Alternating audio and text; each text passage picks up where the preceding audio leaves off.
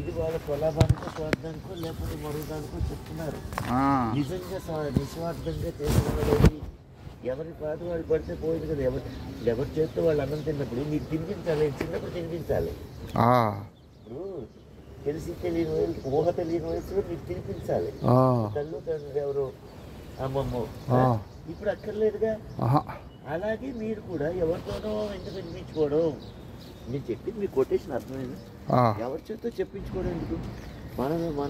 మనంతటి మనంగా తెలివితేటలు వచ్చి అన్నీ వచ్చే జ్ఞానం వచ్చింది, పరిపూర్ణత అయింది. కాబట్టి ఇప్పుడు మనంతటి మనంగా చదువుకుంటే అది 1, 2 సార్లు 3 సార్లు అర్థం అవుతుంది. ఎందుకు అర్థం కాదు? అర్థం కానిది బ్రహ్మ పదార్థం ఏం లేదు ఎక్కడ. అర్థం అవుతాయి ప్రతి ఒక్కరికి. అయితే ఒకటి దాని మీద ఇది ఇంకా దృష్టి పెట్టగలదు. మనకి దృష్టి సాధించలేము. అది దాని నిజంగా దృష్టి పెట్టేది భగవద్గీత ఉంది కదా మీకు. ఉందా లేదా? ఉంది. మరి తీయండి. మంచి రోజు ఇవాళ రేపు తీయండి. తీసి దాని సారాంశం ఏంటో సారాంశంతో ఉంటుంది కదా. ఏమండి ఇస్కాన్ వాళ్ళకి ఉందా మీకు? ఎవరిదైనా కానీ అవును తీయండి. తీసిన తర్వాత మీరు అప్పుడు చదవండి. చదివితే ఎందుకు అర్థం కాదు? ఈ ఒక్కరు గీత చదవాలి. ఏంటి కోర్టులో ప్రమాణం చేయడానికి పనికొస్తుంది, కానీ అది స్కూల్లో చెప్పుంటే కోర్టు వరకు నేరస్తులు వెళ్ళడు కదా. మీకు అర్థమైన చెప్పిన కొటేషన్. ఇప్పుడు భగవద్గీత ప్రమాణం చేయడానికి తరగతి పెట్టి కొడుతుంది కాదు. చిన్నప్పటి నుంచి దాన్ని ఒక్క శ్లోకమైన కనీసం చేస్తే దాని అంతరాత్మ అందులో లేనిదేమీ లేదు. అవును. ఎవడో ఎందుకు చెప్పాలి?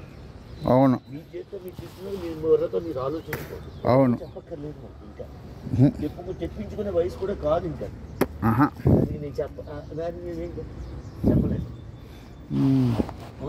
మీ ఇంట్లో ఎవరి భగవద్గీత ఉంది? మాది అన్నీ ఉన్నాయి. అక్కడ విశాఖపట్నంలో ఇస్కాన్ వాళ్ళది ఉంది. తర్వాత సుందర చైతన్య ఎవరు అందరివి ఉన్నాయి ఇంచుమించుగా. నా దగ్గర ఉన్నాయి అందరి. అదే మరి ఇప్పుడు మీది ఇదంతా ఏంటిది? ఏర్పేడు స్వామిది. అవును. కృష్ణ గీతామృతం ఉందా? మకరం గీతా మకరం ఉంది. ఉందా? అది లేనిదే లేదు ఎవరి దగ్గర. నాకు ఇస్తారా ఒకసారి? అయితే అన్ని ఊడిపోతున్నదండి, బైండ్ చేయించాలి. నువ్వు ఇవ్వండి, నేను చేయిస్తాను. సరే ఇస్తాను. గీతా మకరందం ఉందా? ఉంది. అది ఇప్పుడు ఇస్తాను. నా పుణ్యం మీదే. ఇస్తాను. నేను ఎంతమందినో అడిగాను, అది నాకే ఇప్పుడు దొరకడం లేదు. అంటే అలాగే ఊడిపోయి చింపేసి పారిస్తున్నారు తప్ప ఒకరు చదువుకుందుకు ఇస్తే ఆ పుణ్యం వస్తుంది కదా. అవును, ఇద్దరం కలిసి చదువుకోవచ్చు. నేను చేయిస్తాను. పైన తెస్తే ఇస్తాను. ఉండండి. ఎప్పుడు ఇవాళ ఇస్తారా? అది గీతా మకరందం తేనె. ఆ గీత మకరందం నిజంగా అది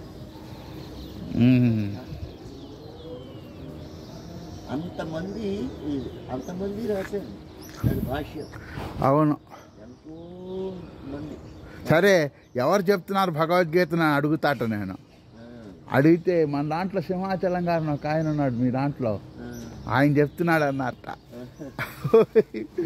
5 గంటల భగవద్గీత పుస్తకాలు పట్టుకొని పోతున్నారు అందరూ. పెద్దవాళ్ళండి, మన వాళ్ళు. అందుకని రామన్నారు 5 గంటలకట. ఒక గంట అరగంట అయితే 5:30 దాకా చేస్తారట. కళ్ళలో చెప్పటం.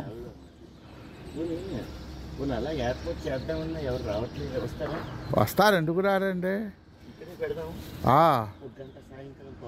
అవును. ఇప్పుడు ఆ ధ్యానం అంటే వెళ్ళటాలు అందరూ ఏదో మెడిటేషన్ అని పెట్టి, పైగా అంత ఆడవాళ్ళు అక్కడ, మగవాళ్ళు లేరు. అది బాధ అయిపోయింది. ఇక్కడ పెట్టారుగా మేరీగోల్డ్లో రోజు 5 గంటలకు వస్తే చెప్తున్నా ఆవిడ, 1 గంట సేపు ధ్యానం. ఇక్కడ ఎదురుగా వాళ్ళ రత్నదీప్ దాంట్లో ఆ బజార్లో ఎవరో అపార్ట్మెంట్లో ఉన్నారా, వాళ్ళు వచ్చి చెప్తారు.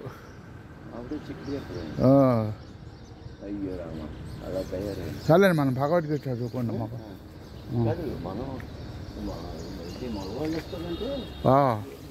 వస్తారండి. నేను తీసుకొస్తాక ఒక 2 3 ఆ సింహాచలం గారు వస్తారు, ఇంకొక ఆయన ఎవరో వస్తారు, ఈయన వస్తారులేండి రెడ్డి గారు ముందు. అది ఇప్పుడు ఇటు వెళ్ళాడు నిన్న, రెడ్డి గారు ఇటు వెళ్ళాడు. లక్ష్మీనారాయణ రెడ్డి. అవును, లక్ష్మీనారాయణ రెడ్డి. ఆయన ఒకరిద్దరు వస్తే మిగతా వాళ్ళు వాళ్ళని తెస్తారు, ఇంకోళ్ళు అది అర్థమైందండి. ఇప్పుడు మీరు వచ్చారు, మరొక ఇద్దరు వచ్చి వాళ్ళు అలాగే ఒక్కొక్కరు ఇద్దరిని తెచ్చి వాళ్ళు 10 మంది వచ్చారు. అవును, అయినా మంది పుడితే మటన్ ఎక్కువ మంది. అవును, తెగ దూరిపోతున్నాయి. ఇగో ఇందులో తెగ దూరిపోతున్నాయి, అన్ని కంపు చేస్తున్నాయి. ఆ కంపు అది. జై శ్రీమన్నారాయణ.